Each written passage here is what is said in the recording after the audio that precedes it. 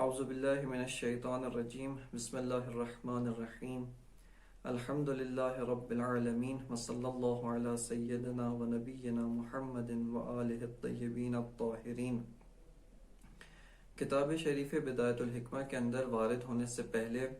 بعض مطالب مقدماتی آمادگی ذہن کے لیے عرض کیے جا رہے تھے، جن میں سے کچھ مطالب جیسے کہ فلسفہ کیا ہے، فلسفے کی متعدد اصطلاحات، علم فلسفے کا موضوع، علم فلسفے کی روش، اس کی دیگر علوم کے ساتھ نسبت وغیرہ، ان کو بیان کیا جا چکا ہے۔ ابھی جس مطلب کے اندر ہم مشغول تھے وہ یہ ہے کہ علم فلسفہ، یا جب اس کو کہا جاتا ہے فلسفہ اسلامی، تو اس کے اسلامی ہونے کا کیا معنی بنتا ہے؟ آیا کوئی علم اسلامی ہوتا ہے یا نہیں ہوتا؟ اس کو کچھ زاویوں سے مطالعہ کیا جا سکتا ہے۔ ایک زاویہ جس کو کل ہم نے دیکھا وہ یہ تھا کہ ایک علم جو اسلامی ہو سکتا ہے، آیا اگر وہ علم براہ راست اسلام کی گود سے متولد ہوا ہے اور دامن اسلام سے پیدا ہوا ہے، اس وقت اس علم کو ہم ایک اسلامی علم کہہ سکتے ہیں۔ لیکن اس مطالعے کے اندر ہم اس نتیجے پہ پہنچے تھے کہ جیسا کہ مورخین اور تاریخ دانوں نے، کہ جنہوں نے فلسفہ کی تاریخ کے بارے میں کام کیا ہے، انہوں نے ذکر کیا ہے کہ علم فلسفہ اس لحاظ سے اسلامی علم نہیں کہلا سکتا، کیونکہ فلسفہ اسلام کے ظہور سے پہلے وہ دیگر ملل اور دیگر امتوں کے اندر موجود تھا۔ بالخصوص یونان قدیم کے اندر وہاں پر بزرگ فلاسفہ و بزرگ شخصیات موجود تھیں جنہوں نے اس علم کو ایک علم مدون، ایک تدوینی شکل دی اور اس کو رائج کیا تھا۔ لہٰذا اس لحاظ سے فلسفہ اسلام کی گود میں متولد نہیں ہوا، لیکن یہاں پر بعض نکات ہم بطور اشکال مطرح کر سکتے ہیں جس کو کل بھی اشارتاً ذکر کیا تھا، اور وہ یہ ہے کہ جس طرح سے ہر علم جو قابل ارزش ہے، قابل قدر ہے، اس کا سلسلہ کسی نہ کسی نبی سے جا کر ملتا ہے، اور تاریخی لحاظ سے بھی اگر مزید تحقیقات کی جائیں تو جو بھی علم جیسے علم طب، علم نجوم، علم ریاضی، حتی علم فلسفہ، یہ جا کر جناب ادریس، حضرت ادریس علیہ السلام، ان سے جا کر ملتا ہے۔ بعض کتب اور تاریخوں کے اندر یہی ذکر کیا گیا ہے کہ حضرت ادریس کو ادریس درس و تدریس کی وجہ سے کہا جاتا تھا، لہٰذا اس وجہ سے علم فلسفہ بھی انہی کے ساتھ منسوب ہوتا ہے۔ اس کے علاوہ ایک اور مطلب جو یہیں پر ذکر کیا جانا چاہیے وہ یہ ہے کہ اگر علم فلسفہ اپنی ہوویت اور اپنی شناخت کے اندر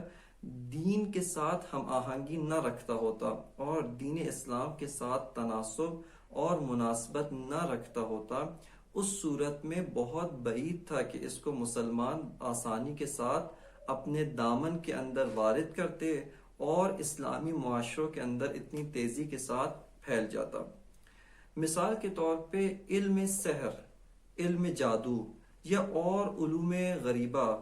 جن میں بے تحاشا علوم آتے ہیں کہ جو آج اسلامی معاشرے کے اندر رائج نہیں ہیں،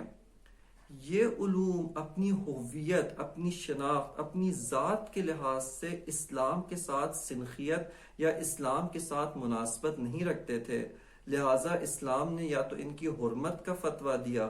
یا اگر ان کو تعلیم و تعلم کی اجازت دی تو ان علوم کو محدود پیمانے پر خاص اغراض کی خاطر سیکھنے کی اجازت دی ہے۔ وسیع پیمانے پہ علم سحر کا سیکھنا یا سکھانا جائز نہیں ہے، علم جادو کا سیکھنا سکھانا جائز نہیں ہے، علم کیمیا، ہیمیا اور یہ اس طرح کے متعدد علوم، ان کا سیکھنا وسیع پیمانے پر جائز نہیں ہے۔ لیکن چونکہ علم فلسفہ اپنی بنیاد میں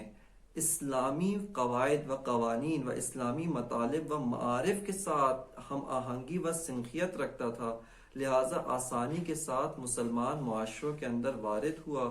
اور مسلمان معاشرے نے اس علم کو بطور علم قبول کیا۔ اس کے بارے میں گزشتہ درس میں گفتگو کی گئی تھی۔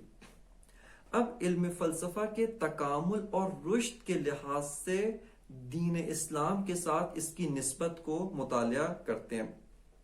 کہ دین اسلام نے علم فلسفے کی رشد میں رکاوٹ ڈالی ہے، علم فلسفے کی رشد میں مانع ہوا ہے،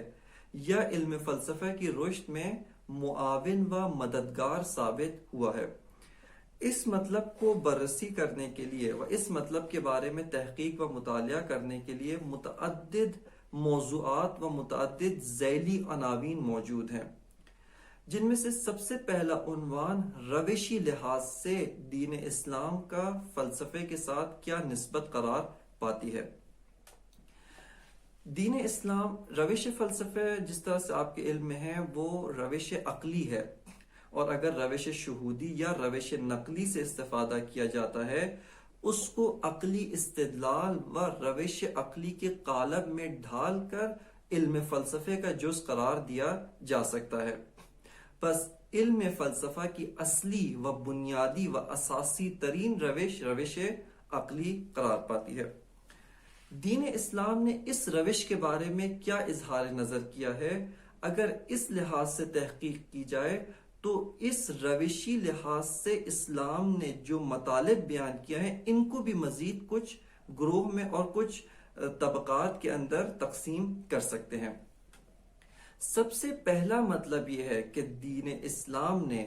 روش عقلی کو ایک معتبر اور درست روش کے طور پہ امضا فرمایا ہے۔ جس طرح سے کوئی بھی چیز جو معاشروں کے اندر پہلے سے رائج تھی، اسلام کے ظہور سے پہلے عربی معاشرے یا دیگر معاشرے ان چیزوں کے بارے میں اظہار نظر رکھتے تھے، ان چیزوں پر عمل پیرا ہوتے تھے، ان روشوں کو اختیار کرتے تھے۔ اسلام نے آ کر یا تو اس روش کو ابطال کیا ہے، اس کو باطل قرار دے کر اس کی جگہ ایک جائے اور متبادل روش متعارف کروائی ہے، یا آ کر اس کے بارے میں کوئی اظہار نظر نہیں کیا ہے۔ کوئی اظہار نظر نہ کرنا اس بات کی دلیل ہے کہ اسلام نے اس چیز کے بارے میں سکوت اختیار کیا و شارع مقدس نے اس کو رد نہیں فرمایا ہے۔ لہذا پہلے مرحلے میں روش عقلی کے بارے میں ہم یہ کہہ سکتے ہیں کہ شارع مقدس نے اس روش کو وسیع پیمانے پر کہیں پہ بھی رد نہیں کیا ہے۔ یعنی ہمارے پاس ایسی آیات و روایات کہ جو انسان کو تعقل، غور و فکر کرنے، معارف دینی یا اپنے دیگر امور میں عقلی روش سے عمل کرنے سے من کرتی ہو، اس طرح کی روایات یا آیات ہمارے پاس موجود نہیں ہیں۔ البتہ بعض چیزوں کی دین نے منع کیا ہے، دین نے اس کے بارے میں ممانعت کا حکم دیا ہے، جیسا کہ فقہ کے اندر روش قیاسی جو برادران اہل سنت استعمال کرتے ہیں، دین اسلام میں مذہب تشیع کے نزدیک اس روش کو اعتبار نہیں دیا گیا، یا استحسان اور دیگر متعدد اور روشیں ہیں، یہاں پہ شارع مقدس نے ان سے منع کیا ہے اور ان کے بارے میں نہیں وارد ہوئی ہے۔ لیکن روش عقلی اس کے بارے میں ہمیں اس طرح کی کوئی نہیں اور کوئی ممنوعیت نہیں ملتی جو اس بات پہ دلیل ہے کہ شارع مقدس نے فقہی نقطہ نگاہ سے اس روش کو اجازت دی ہے اور اس روش کو منع نہیں فرمایا ہے۔ بس پہلا مطلب یہ ہے کہ روش عقلی کو شارع مقدس نے امضا کیا ہے اور اس کے بارے میں کسی قسم کی رد وارد نہیں ہوئی ہے۔ مطلب دوم، یہاں پر ہمارے پاس بعض آیات اور روایات ان کی بررسی کرتے ہیں، اور وہ یہ ہے کہ دین اسلام نے روش عقلی کے بارے میں تاکید کی ہے، اور فراوان تاکید ہمیں خود آیات کے اندر ملتی ہے، اور اس سے بھی زیادہ تاکید ہمیں روایات کے اندر ملتی ہے کہ روش عقلی کو استعمال کرنے، روش عقلی و تعقل و تفکر سے استفادہ کرنے کے بارے میں شارع مقدس و دین مقدس اسلام نے تاکید کی ہے۔ یہاں پر بعض آیات اور روایات کا ہم تیزی کے ساتھ جو ہے وہ جائزہ لیتے ہیں۔ سب سے پہلے وہ آیات اور روایات جو اس بات پہ تاکید کرتی ہے کہ آپ خلقت کے اندر غور و فکر کریں، آپ جن چیزوں کو دیکھتے ہیں، جن چیزوں کے ساتھ ارتباط رکھتے ہیں، جن چیزوں کے ساتھ آپ کا حشر و نشر ہے، اٹھتے بیٹھتے ہیں، مشاہدہ کرتے ہیں، ان کے بارے میں غور و فکر کیوں نہیں کرتے؟ جیسا کہ اس آیت کے اندر یہ کہا گیا افلا ینظرون الی الابل کیف خلقت، کہ وہ جو عربی معاشرہ جن کا اٹھنا بیٹھنا اونٹوں کے ساتھ تھا،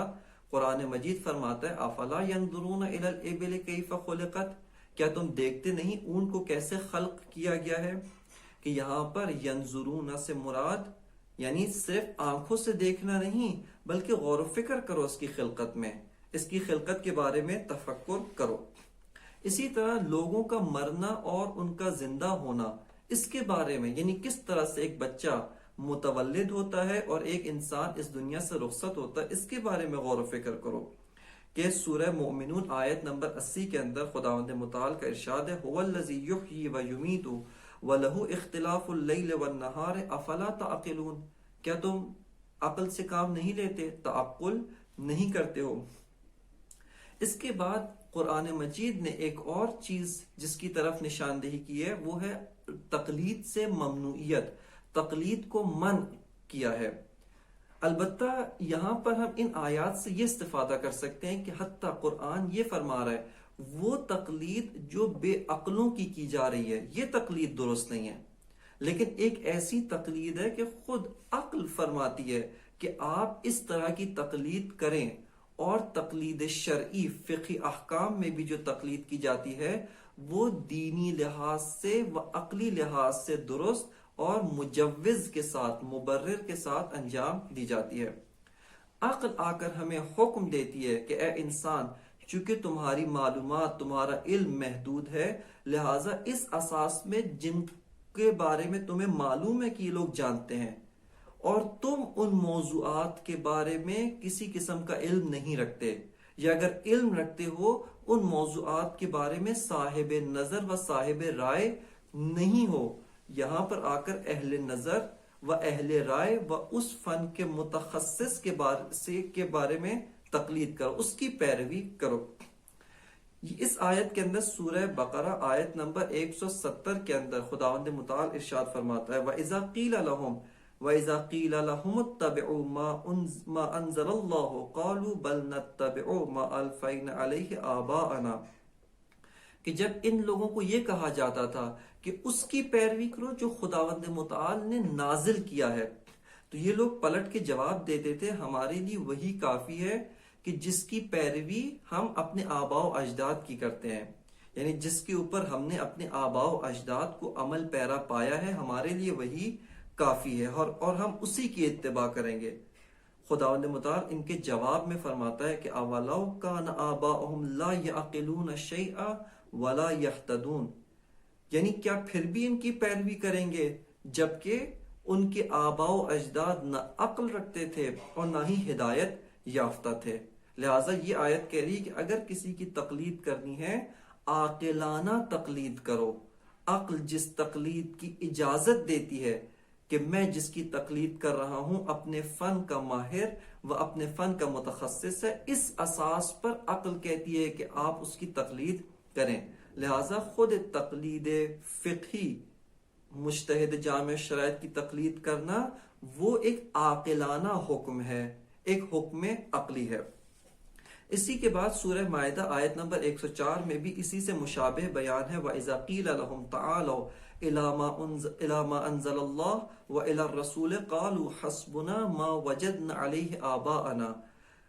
کہ جب ان سے کہا جاتا تھا کہ آؤ جو خداوند متعال نے نازل کیا ہے اور رسول کی جانب آؤ، تو یہ لوگ کہتے تھے کہ جو ہمارے آباء و اجداد کرتے تھے اور ہم نے ان آباء و اجداد کو جس راستے پر پایا ہمارے لیے وہی کافی ہے۔ خداوند متعال فرماتا ہے اولو کان آباؤہم لا یعلمون شیئا ولا یہتدون، کیا پھر بھی یہ وہی کام کریں گے جبکہ ان کے آباء و اجداد نہ علم رکھتے تھے نہ ہی ہدایت یافتہ تھے۔ اس طرح اسی کے بعد سورہ آل عمران کے اندر یہ آیت ہے کہ جو بیان کرتی ان فی خلق السماوات والارض واختلاف اللیل والنہار لآیات لأولی الالباب الذین یذکرون اللہ قیاما وقعودا وعلی جنوبہم ویتفکرون فی خلق السماوات والارض، کہ وہ لوگ کہ جو خلق السماوات والارض میں تفکر کرتے ہیں، اس کے اندر غور و فکر کرتے ہیں۔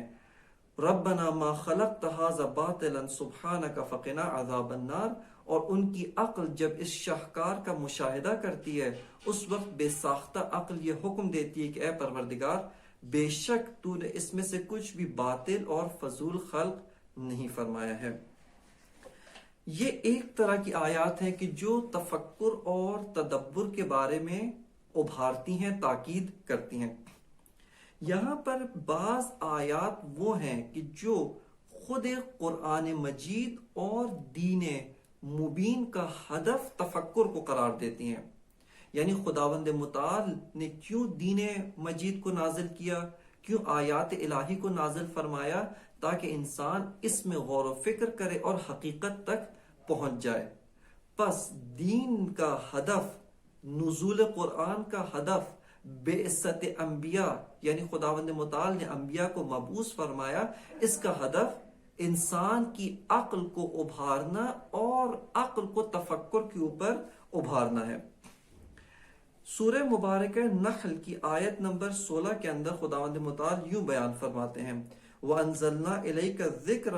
لِتُبَيِّنَ لِلنَّاسِ مَا نُزِّلَ إِلَيْهِمْ وَلَعَلَّهُمْ يَتَفَكَّرُونَ کہ ہم نے ان کی جانب ذکر کو نازل کیا تاکہ آپ لوگوں کو بیان کریں جو ان پہ نازل ہوا ہے اور تاکہ وہ غور و فکر کریں۔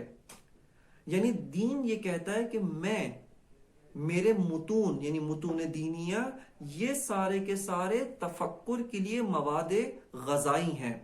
یعنی یہ مواد ہے کہ جس کے اوپر انسانیت و بشریت بیٹھ کر غور و فکر کرے۔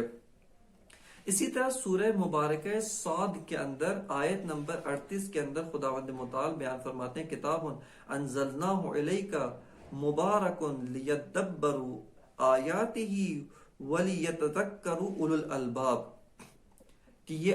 کتاب ہے کہ جس کو ہم نے آپ کی طرف نازل کیا، مبارک ہے تاکہ یہ لوگ اس پہ غور کریں، تدبر کریں، اور اولو الالباب یعنی صاحبان عقل، صاحبان خرد، صاحبان تعقل و فکر وہ اس سے اپنا توشہ اٹھا لیں۔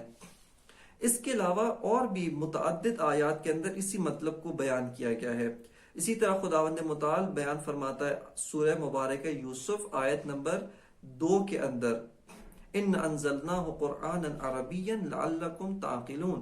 کہ اس قرآن کو کیوں عربی میں نازل کیا تاکہ تم غور و فکر کرو، تم تعقل کرو، اس وجہ سے قرآن کو عربی کے اندر نازل کیا۔ اس قرآن میں قصے کیوں ذکر کیے، قصص، مختلف اقوام کے واقعات، مختلف اقوام کے بارے میں قرآن مجید نے جو کچھ بیان کیا ہے وہ سب کا سب تفکر کے لیے مواد ہے۔ کہ جیسا کہ اس آیت کے اندر سورہ مبارکہ یوسف آیت نمبر 111 کے اندر خداوند متعال بیان فرماتے ہیں لَقَدْ كَانَ فِي قِصَصِهِمْ عِبْرَةٌ لِأُولِي الْأَلْبَابِ کہ ان کے قصوں کے اندر خداوند متعال نے اولو الالباب کے لیے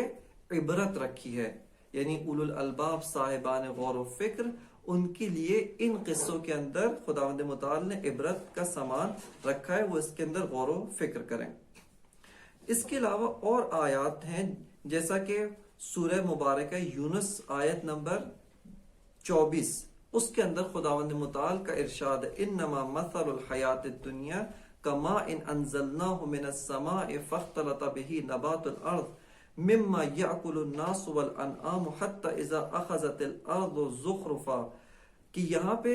حیات دنیا یعنی دنیاوی زندگی کیا ہے، حیات دنیا کی تشبیہ، حیات دنیا کی باریکیاں، اس سب کو بیان کیا گیا ہے۔ اور اس کے بعد آخر میں آیات کے آخر میں کذالک نفصل الآیات لقوم یتفکرون کہ اسی طرح ہم نے ان آیات کو کھول کر بیان کیا ہے صاحبان فکر کے لیے، وہ لوگ کہ جو متفکر ہیں، جو تعقل کرتے ہیں، ان کے لیے ہم نے اس آیات کو کھول کر بیان کیا۔ بس ان آیات کے اندر یہ بیان کیا گیا ہے کہ دین و متون دینیہ، یہ جو قرآن ہے، روایات ہیں، یہ سب کا سب غور و فکر کے لیے مواد ہے۔ نہج البلاغہ کے اندر مولا کائنات امیر المومنین علیہ السلام فرماتے ہیں فَبَعَثَ فِيهِمْ رُسُلَهُ وَاتَرَ إِلَيْهِمْ أَنْبِيَاءَهُ لِيَسْتَعْدُوهُمْ مِيثَاقَ فِطْرَتِهِ وَيُذَكِّرُهُمْ مَنْسِيَّ نِعْمَتِهِ وَيَحْتَجُّ عَلَيْهِمْ بِالتَّبْلِيغِ وَيُثِيرُ لَهُمْ دَفَائِنَ الْعُقُولِ کہ خداوند متعال نے کیوں انبیاء کو نازل کیا، کیوں انبیاء کو مبعوث کیا اور لوگوں کی جانب بھیجا، اس کے بارے میں امام فرماتے ہیں کہ متعدد اغراض، جن میں سے امام فرماتے ہیں یثیرو لہم دفائن العقول، تاکہ انبیاء لوگوں کی عقلوں کو بیدار کریں، وہ عقلیں کہ جو ان کی شہوتوں کے نیچے، جو ان کی وہم، ان کے تخیلات، ان کی مادی زندگی کے اندر غرق ہو چکی ہیں، انبیاء آ کر اس عقل کو دوبارہ بیدار کریں، اس عقل کو دوبارہ زندہ کریں۔ بس ان روایات کے اندر ہمیں یہ معلوم ہوتا ہے کہ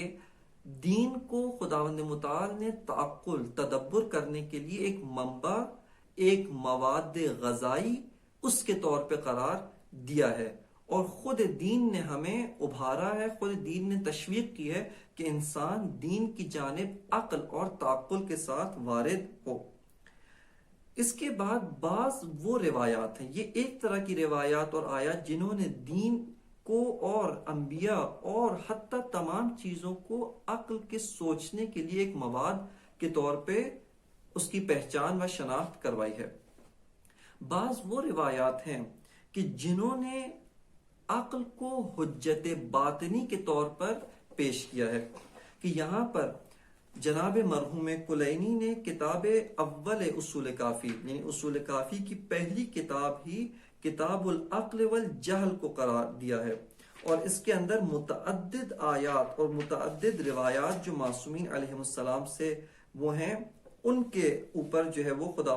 ان کے اوپر جو ہے وہ جناب مرحوم کلینی نے یہاں پر ان کو ذکر کیا ہے۔ اس کے اندر ایک حدیث جو بہت ہی مفصل ہے، جو بہت ہی زیادہ طویل حدیث ہے، اور اس کی شرح جیسا کہ آپ کی خدمت میں اشارہ کیا متعدد علماء و حکماء نے بیان کی، جن میں سے ایک بہت ہی فاخر اور بہت ہی قابل تمجید شرح جناب ملا صدرہ کی شرح اصول کافی ہے، جس میں انہوں نے بہت ہی تفصیل کے ساتھ اس حدیث کی شرح فرمائی ہے۔ اس کے اندر امام علیہ السلام، امام موسیٰ کاظم علیہ السلام اپنے شاگرد باوفا جناب ہشام کو یوں شروع کرتے ہیں کہ یا ہشام ان اللہ تبارک و تعالی بشر اہل العقل والفہم فی کتابہ، کہ خداوند متعال نے اپنی کتاب کے اندر اہل عقل، اہل فہم کو بشارت دی ہے، ان کو جو ہے وہ خداوند متعال نے جو ہے وہ ان کو خوشخبری سنائی ہے۔ فقال فبشر عباد الذین یستمعون القول فیتبعون احسنہ اولئک الذین ہداہم واولئک ہم اولو الالباب، کہ خداوند متعال نے ان لوگوں کو خوشخبری دی ہے کہ یہ لوگ اولو الالباب ہیں۔ اس کے بعد امام علیہ السلام نے متعدد موارد، امام علیہ السلام نے فرمایا کہ یا ہشام قد جعل اللہ ذالک دلیلا علی معرفتہ، کہ عقل کو خداوند متعال نے اپنی معرفت یعنی معرفت عقلانی کے لیے خداوند متعال نے عقل کو دلیل یعنی رہنما قرار دیا ہے، کہ اگر عقل کو چھوڑا جائے اپنے حال پر، یہ عقل خداوند متعال کی معرفت کی جانب راغب ہوتی ہے، معرفت کی جانب بڑھتی ہے۔ اور اس کے اوپر امام لاتے ہیں وَسَخَّرَ لَكُمُ اللَّيْلَ وَالنَّهَارَ وَالشَّمْسَ وَالْقَمَرَ وَالنُّجُومَ مُسَخَّرَاتٌ بِأَمْرِهِ إِنَّ فِي ذَلِكَ لَآيَاتٍ لِقَوْمٍ يَعْقِلُونَ، کہ امام شاہد مثال کے طور پہ اس آیت قرآنی کو ذکر فرماتے ہیں۔ بس اگر دین اسلام عقل کو حجت قرار نہ دیتا، عقل کی رہنمائی کو قبول نہ کرتا، عقل جس جانب انسان کی رہنمائی کرتی ہے اس کو قبول نہ کرتا، خداوند متعال کبھی بھی اہل عقل کو بشارت نہ دیتا،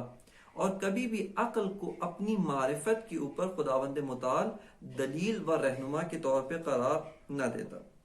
اس کے اوپر امام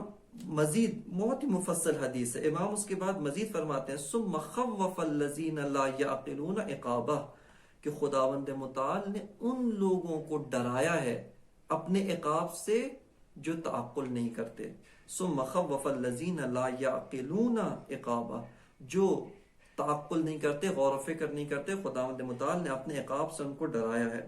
اور ان کے بارے میں امام فرماتے ہیں ثم دمرنا الآخرین، وَإِنَّكُمْ لَتَمُرُّونَ عَلَيْهِمْ مُصْبِحِينَ وَبِاللَّيْلِ أَفَلَا تَعْقِلُونَ. کیا غور و فکر نہیں کرتے؟ کیا نہیں دیکھتے کہ کن لوگوں پر خداوند متعال کا عذاب نازل ہوا ہے؟ اس کے بعد امام فرماتے ہیں کہ ان لوگوں کی مذمت کی ہے، ان کو اپنے خوف سے ڈرایا ہے، اپنے عذاب سے ان کو ڈرایا ہے، عاقبت بشر اس سے ان لوگوں کو ہوشیار کیا ہے، اور اس کے بعد خداوند متعال نے جو لوگ غور و فکر نہیں کرتے ان کی مذمت کی ہے. یا ہشام ثم ذم الذین لا یعقلون فقال وَإِذَا قِیلَ لَهُمُ اتَّبِعُوا مَا أَنزَلَ اللَّهُ قَالُوا بَلْ نَتَّبِعُ مَا أَلْفَيْنَا عَلَيْهِ آبَاءَنَا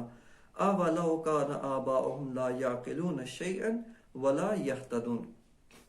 بس آپ نے مشاہدہ کیا کہ یہ حدیث جاری ہے، کہ یہ حدیث بہت ہی مفصل ہے، کہ اس کے اندر بہت ہی زیادہ نکات موجود ہیں.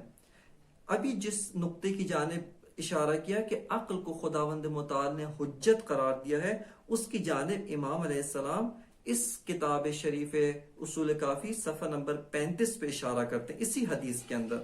کہ یا ہشام ان للہ علی الناس حجتین، کہ خداوند متعال نے لوگوں کے اوپر دو طرح کی حجتیں قرار دی ہیں، حجت ظاہرۃ و حجت باطنہ. فاما الظاہرۃ فالرسل والانبیاء والائمہ واما الباطنۃ فالعقول. حجت ظاہری یعنی حجت خدا، دلیل خدا بر عوام الناس، یہ دو طرح کی ہے، ایک حجت ظاہری، ایک حجت باطنی. حجت ظاہری وہی انبیاء، ائمہ، رسل، ان کو حجت ظاہری قرار دیا ہے، اور حجت باطنی وہی عقول ہے. لہٰذا یہ حدیث آگے مفصل ہے اور آگے جاری ہے کہ انشاءاللہ اہل علم و اہل مطالعہ اس کی جانب رجوع کریں گے. بس دین اسلام نے ایک اور منظر سے عقل کو حجیت دی ہے. اسی کے ذیل میں ایک اور نقطہ جو قابل ذکر ہے کہ دین اسلام نے تمام ان کاموں کو حرام قرار دیا ہے جو کسی طرح سے بھی قوہ عقلانی، انسان کے جنبہ عقل کو نقصان پہنچاتے ہیں. ان تمام امور کو قرآن مجید و دین حنیف اسلام نے ان کو حرام قرار دیا ہے. شراب کی حرمت، دیگر چیزوں کی حرمت، چونکہ مسکر ہے، چونکہ انسان کی عقل، اس کی حکمت، یعنی ان کے حرمت کی جو حکمت ہے ان میں سے ایک یہ ہے کہ انسان کی تمیز اور قوہ عاقلہ کو نقصان پہنچاتے ہیں. اس وجہ سے بھی ان امور کو حرام قرار دیا گیا ہے. ایک اور جو پہلو ہے، یعنی دین اسلام نے اس عقل کی رہنمائی کی ہے، یعنی ان تمام نکات کے ساتھ ساتھ دین اسلام نے عقل کی رہنمائی کی ہے، عقل کو ہدایت دی ہے. ہدایت دینے سے مراد یعنی عقل کو سوچنے اور عقل کو غور و فکر کرنے کی سمت و راستہ معین و مشخص کیا ہے. بعض امور کے بارے میں غور و فکر کرنے سے دین اسلام نے منع کیا ہے، اور ان کے بارے میں غور و فکر کرنے سے ممنوع کیا ہے کہ آپ ان امور کے بارے میں غور و فکر نہ کریں، کیونکہ ان امور کے بارے میں غور و فکر کرنا عقل کی ضلالت، عقل کی گمراہی کا باعث بنے گا. عقل اگرچہ ایک ایسی قوت ہے کہ جو اشیاء کی شناخت حاصل کرتی ہے، لیکن بالآخر اس کی بھی بعض حدود ہیں، اس کی بھی بعض قیود ہیں. یہ ایک حد تک اشیاء کی شناخت حاصل کر سکتی ہے، لیکن اس کے بعد اشیاء کی شناخت حاصل کرنے سے قاصر ہوتی ہے. یہاں پر بعض ایسی روایات و بعض ایسی آیات ہیں جنہوں نے عقل کو یہ رہنمائی کی کہ ان امور کے بارے میں غور و فکر نہ کریں. کیوں؟ چونکہ یہ آپ کے دائرہ غور و فکر سے باہر ہے، یعنی آپ کی جو عقل ہے وہ محدود ہے، لہٰذا ان امور کے بارے میں غور و فکر نہ کریں. جیسا کہ خود ذات گرامی حق تعالی یعنی ذات اللہ کے بارے میں غور و فکر سے منع کیا گیا ہے کہ آپ اس کے بارے میں غور و فکر نہ کریں. کیوں؟ نہ اس وجہ سے کہ غور و فکر کرنا کوئی مذموم چیز ہے، بلکہ اس وجہ سے غور و فکر کرنے سے من کیا گیا ہے چونکہ جس موضوع کے بارے میں آپ غور و فکر کر رہے ہیں وہ موضوع آپ کی محدود عقل کے اندر سما نہیں سکتا ہے، اس کی وسعتیں آپ کے عقل کی محدودیت سے بہت بالاتر ہیں۔ لہٰذا اس حدیث کے اندر یوں ذکر کیا گیا ہے، یہ حدیث جناب شیخ صدوق نے اپنی کتاب الہدایہ کے اندر امام محمد باقر علیہ السلام سے نقل کی ہے کہ امام فرماتے ہیں تکلموا فی خلق اللہ ولا تتکلموا فی اللہ۔ امام فرماتے ہیں کہ خلق خدا کے بارے میں غور و فکر کرو، تکلم کرو، کلام کرو، بات چیت کرو، گفتگو کرو، غور و فکر کرو، ولا تتکلموا فی اللہ، لیکن خود ذات خدا کے بارے میں، خود اللہ کے بارے میں کلام نہ کرو، بحث و مباحثہ اور غور و فکر نہ کرو۔ کیوں؟ فَإِنَّ الْكَلَامَ فِي اللَّهِ لَا يَزِيدُ إِلَّا تَحَيُّرًا، کہ امام فرماتے ہیں کہ اللہ کے بارے میں کلام کرنا، بحث و مباحثہ کرنا، غور و فکر کرنا، یہ عقل کی حیرت میں اضافہ کے علاوہ کوئی اور ثمرہ نہیں رکھتا ہے۔ یعنی عقل جتنا ذات حق تعالیٰ کے بارے میں غور و فکر کرے گی اتنی زیادہ متحیر، گمراہ، سرگردان ہوتی جائے گی۔ اسی طرح رسول خدا صلی اللہ علیہ وآلہ وسلم کی یہ حدیث ہے کہ جس کو مجموعہ یہ روائی کے اندر ذکر کیا گیا ہے کہ رسول اللہ فرماتے ہیں تفکروا فی خلق اللہ ولا تفکروا فی اللہ فإنکم لن تقدروا قدرہ۔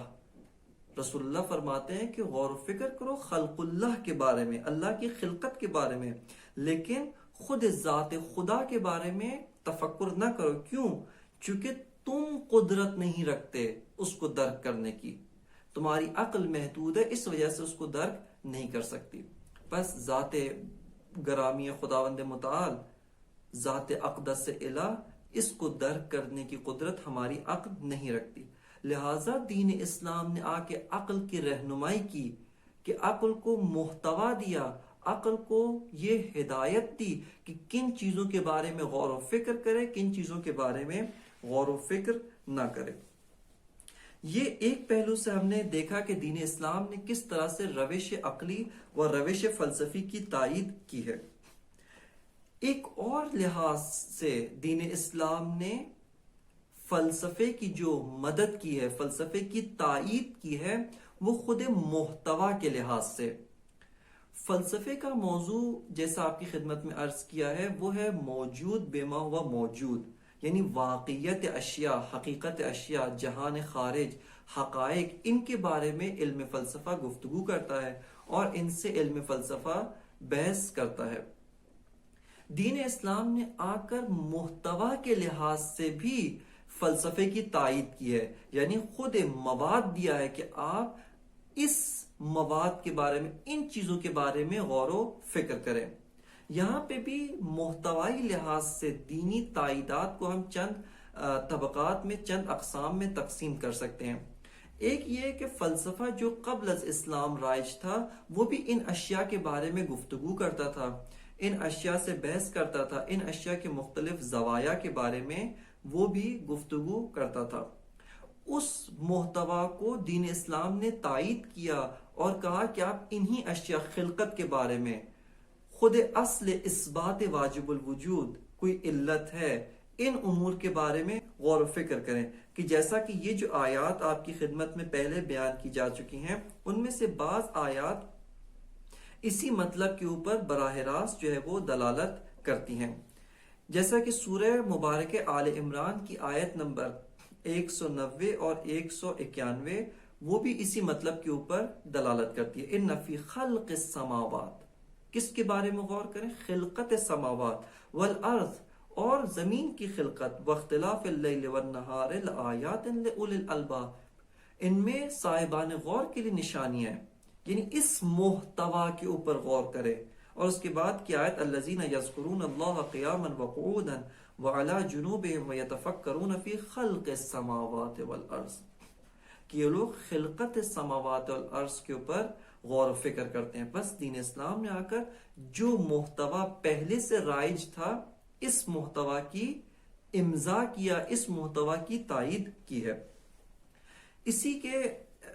بارے میں ایک اور آیت سورہ بقرہ آیت نمبر 162، اس کے اندر مزید کچھ اور موضوعات کو دین اسلام نے روشناس کروایا ہے، ان کے بارے میں آشنائی کروائی ہے۔ ان فی خلق السماوات والارض واختلاف اللیل والنہار والفلک التي تجری فی البحر وما ينفع الناس وما انزل اللہ من السماء من ماء فاحیا به الارض بعد موتها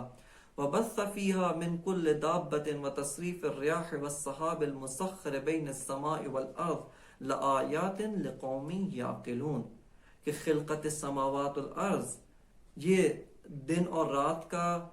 متبدل ہونا، آنا اور جانا، والفلک التي تجری فی البحر بما ينفع الناس، اور یہ کشتیاں جو دریاؤں کے اوپر، جو پانی کے اوپر، سمندروں کے اوپر چلتی ہیں اور اس کے ذریعے سے لوگ منفعت حاصل کرتے ہیں، نفع کماتے ہیں۔ وما انزل اللہ من السماء من ماء فاحیا به الارض بعد موتها، اور وہ چیز کہ جو خداوند متعال نے آسمان سے نازل کی ہے اور اس کے ذریعے سے زمین کے مردہ ہونے کے بعد اس کو زندہ کیا، وبث فیہا من کل دابہ، اور اس میں ہر قسم کے رینگنے والے جانور، ہر قسم کے رینگنے والے موجودات، ان کو پھیلا دیا، ان کو بکھیر دیا ہے۔ وتصریف الریاح والسحاب المسخر بین السماء والارض، اور یہ ہواؤں کا الٹ پلٹ ہونا، ہواؤں کا آگے پیچھے ہونا، ہواؤں کا تیزی سے چلنا، اور بادل کہ جو آسمان اور زمین کے درمیان جکڑے ہوئے ہیں، جو آسمان اور زمین کے درمیان مسخر ہیں، ان میں قوم یعقلون کے لیے نشانیاں موجود ہیں۔ بس آپ نے مشاہدہ کیا کہ یہاں پر خداوند متعال دین مبین اسلام قرآن مجید، اس نے محتوا کے لحاظ سے بھی فلسفے کی تائید کی، کہ فلسفہ جو واقعیت اشیاء، ان اشیاء کی حقیقت کے بارے میں غور و فکر کرتا ہے، اس کے بارے میں دین اسلام نے تائید کی کہ یہ جو محتوا جس سے علم فلسفہ گفتگو کرتا ہے، یہ دین کی تائید کے تحت قرار پاتا ہے۔ اس کے بعد ایک اور مطلب کہ جو بہت ہی اہمیت کا حامل ہے، وہ دین مبین اسلام شریعت مقدسہ نے علم فلسفہ کے لیے متعدد جدید ابواب کھولے ہیں، وہ ابواب کہ جو فلسفے کے اندر پہلے موجود نہیں تھے۔ علم فلسفہ پہلے ان سے بحث و گفتگو نہیں کرتا تھا، علم فلسفہ پہلے ان موضوعات کی طرف اصلاً متوجہ نہیں تھا، لیکن دین اسلام نے آ کے ان دریچوں کو فلسفہ کے لیے کھولا تاکہ ایک فیلسوف اپنی روش عقلی کے ذریعے سے، اپنے اس مہارت، اس روش کے ذریعے سے ان موضوعات کے بارے میں غور و فکر کرے۔ یہاں پر بطور مقدمہ ایک مطلب جاننا ضروری ہے کہ کس طرح سے مسلمان فلاسفہ اس نگاہ کی طرف رائج ہوئے۔ اس مطلب کو جاننے کے لیے ایک مطلب خود دین اسلام کے بارے میں، دین اسلام کی ہویت، دین اسلام کی ماہیت کے بارے میں جاننا ضروری ہے۔ دین اسلام اور متون دینیہ کے اندر جو قضایا آئے ہیں، جو جملات و معارف و مطالب ذکر کیے گئے ہیں، ان کے بارے میں دو نوع کی نگاہ، دو قسم کی نگاہ مسلمانوں کے اندر رائج ہے۔ ایک نگاہ جو درست نہیں ہے، اور ایک بہت بڑا طبقہ جو روشن فکر طبقہ ہے یا دین کی مکمل مادی تفسیر کرتا ہے، اس کے اندر یہ نگاہ رائج ہے کہ دین اسلام نے آ کر یہ جو حقائق بیان کیے، کوئی خدا ہے، ملائکہ ہیں، عذاب ہے، قیامت ہے، معاد ہے، یا اس طرح کے اور بے تحاشا معارف، یسبح للہ ما فی السماوات والارض، انسان کو کہا گیا کہ ایک بہت ہی عظیم ہستی آپ کی خالق و آپ کی مالک ہے، لہٰذا آپ اس کی حمد و ثنا کریں، آپ اس کی عبادت کریں۔ ان لوگوں کی نگاہ کے مطابق اس طرح کے معارف کے پیچھے کوئی واقعیت موجود نہیں ہے، کوئی حقیقت موجود نہیں ہے۔ دین کا ہدف یہ ہے کہ انسان معاشرے کے اندر لڑائی جھگڑا نہ کریں، انسان معاشرے کے اندر خوشگوار زندگی گزارے، ایک دوسرے کے ساتھ تحمل، ایک دوسرے کے ساتھ رواداری، بردباری، ایک دوسرے کے ساتھ بھائی چارہ، محبت، امانت داری اور ان جیسی اجتماعی اقدار کے ساتھ زندگی گزاریں۔ لہٰذا دین اسلام نے اس طرح کے مطالب کو بیان کیا تاکہ انسان معاشرتی زندگی درست طور پہ گزارے، لیکن حقیقت میں اس جیسے معارف کے پیچھے کسی قسم کا کوئی محتوا، کوئی حقیقت اور کسی قسم کی کوئی واقعیت موجود نہیں ہے۔ یعنی یہ جو معارف ذکر کیے گئے ہیں یہ ان لوگوں کی نگاہ میں محض ایک داستان، ایک قصے کی طرح ہے، جس طرح سے اخلاقی داستانیں ہوتی ہیں، اخلاقی قصے ہوتے ہیں جس کے اندر قصہ اس لیے بیان کیا جاتا ہے تاکہ جو قصہ داستان سننے والا ہے اس سے کچھ کام کروانا مقصود ہوتا ہے۔ ایک شاعر، ایک انشاء پرداز جو قصہ نویس ہوتا ہے، قصے لکھتے ہیں، داستانیں لکھتے ہیں، وہ چاہتے ہیں معاشرے کے اندر کچھ اقداروں کو زندہ کریں،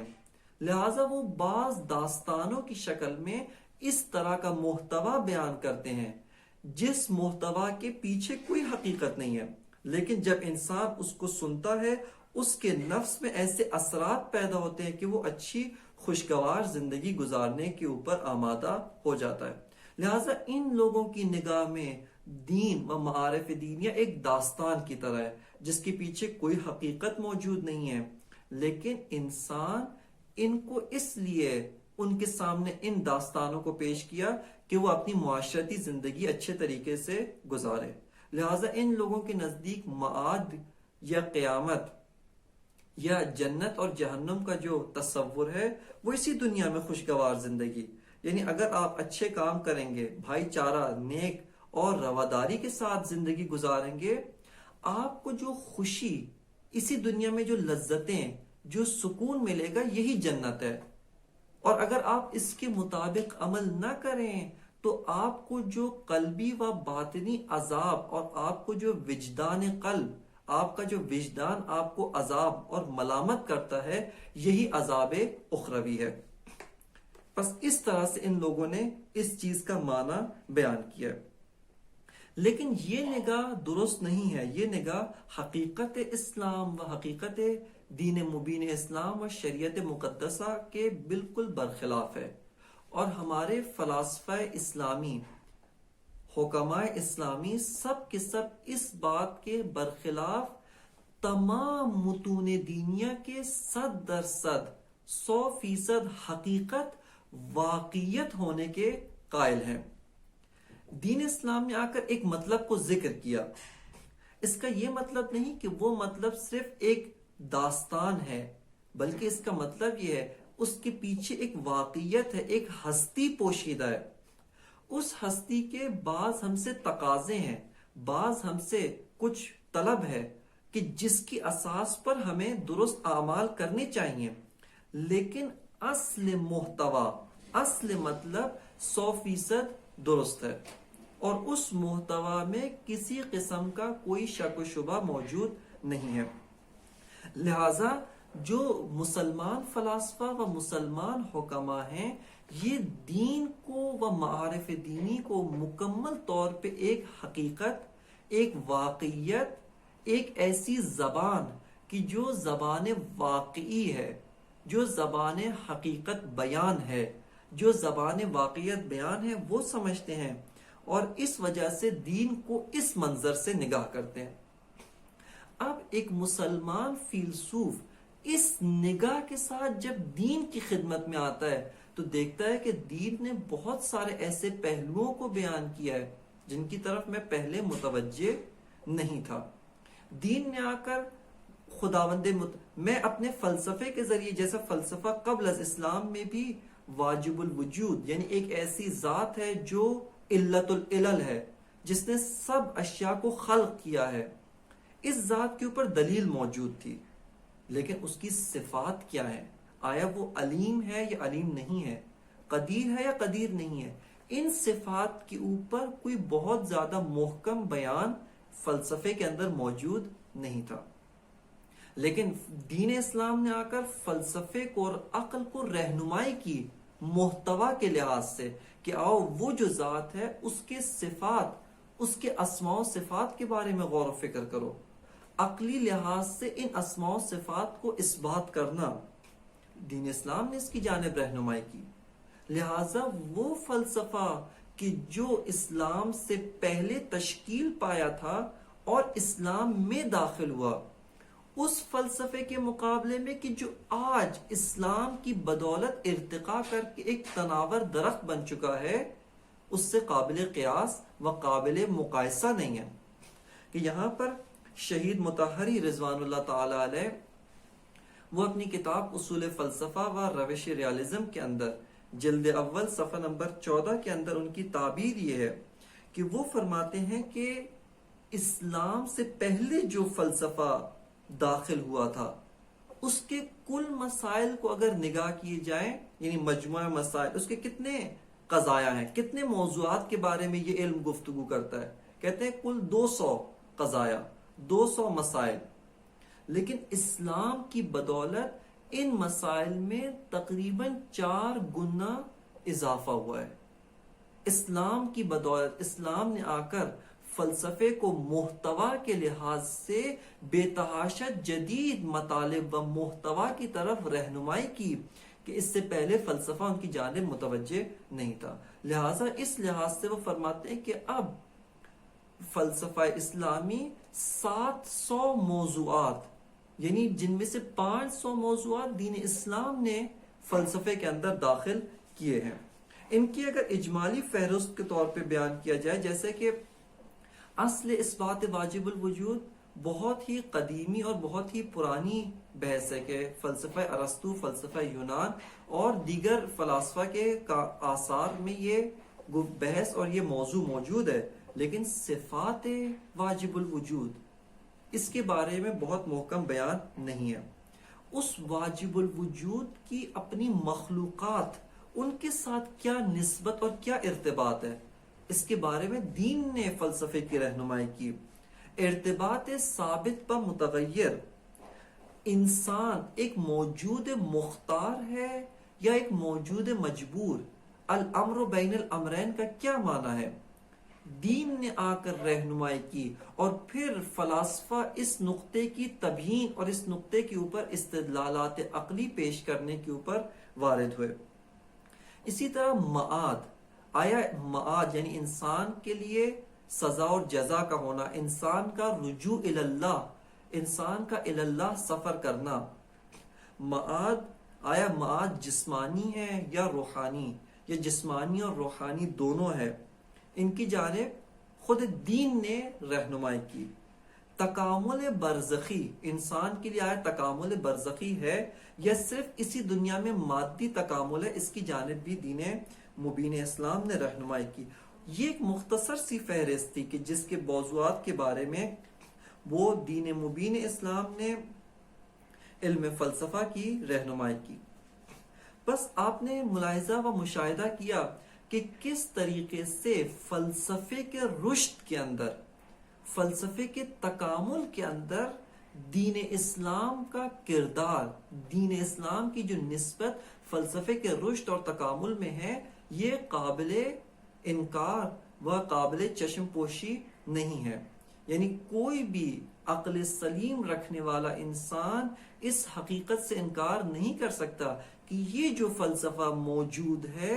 اس فلسفے کے اوپر اسلامی تعلیمات و متون دینیہ کا اتنا گہرا اثر ہے کہ اس فلسفے کو بالحق و بالحقیقت فلسفہ اسلامی سے تعبیر کیا جا سکتا ہے.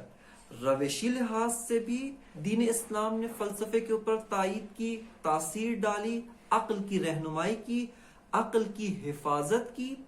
محتوا کے لحاظ سے بھی، موضوع کے لحاظ سے بھی دین مبین اسلام نے فلسفے کی رہنمائی کی، فلسفے کو وسعت بخشنے میں بہت ہی عظیم کردار دیا ہے. اس کے بعد ایک اور تیسرے جہت جس سے ہم اس فلسفے کے اسلامی ہونے کے پہلو کا مطالعہ کر سکتے ہیں، کہ صرف عنوان مطرح کر کے چونکہ وقت ہمارے پاس نہیں ہے، وہ ہے تعامل بین دین و علم فلسفہ. کہ علم فلسفہ اور دین کے درمیان آیا تعامل موجود ہے، ایک دوسرے کے معد و معاون ہیں، یا نہ متضاد و ایک دوسرے کے متناقض اور ایک دوسرے کی جڑوں کو کاٹتے ہیں. دین فلسفے کی مخالفت کرتا ہے، فلسفہ دین کی مخالفت کرتا ہے. کہ اس کے ذیل میں بھی بعض ذیلی موضوعات ہیں کہ جن کو تیزی کے ساتھ دیکھنے کی ضرورت ہے. آخری نقطہ کہ اس کے بعد کہ کیوں ہم دین کے ساتھ فلسفے کے ارتباط کے بارے میں اتنی تاکید کر رہے ہیں، کہ یہ ہمارے لیے چونکہ بطور طلاب دینی اور چونکہ علم فلسفہ کے بارے میں بے تحاشا شبہات دینی پس منظر سے بالخصوص اخباریوں کی طرف سے وارد کیے جاتے ہیں، لہٰذا اس لحاظ سے دین کے ساتھ فلسفہ اسلامی کی کیا نسبت ہے، کیا ارتباط ہے، کیا تعامل ہے، اس کو دقیق طور پہ دیکھنا ہمارے لیے بہت زیادہ ضروری اور بہت زیادہ اہمیت کا حامل ہے. کہ انشاءاللہ تعالی آئندہ آنے والے جلسات میں اس موضوع کو اور دیگر مطالب مقدماتی کو اختصار کے ساتھ انشاءاللہ ان کے بارے میں مطالعہ کیا جائے گا. وصلی اللہ علی سیدنا و نبینا محمد وآلہ الطیبین الطاہرین.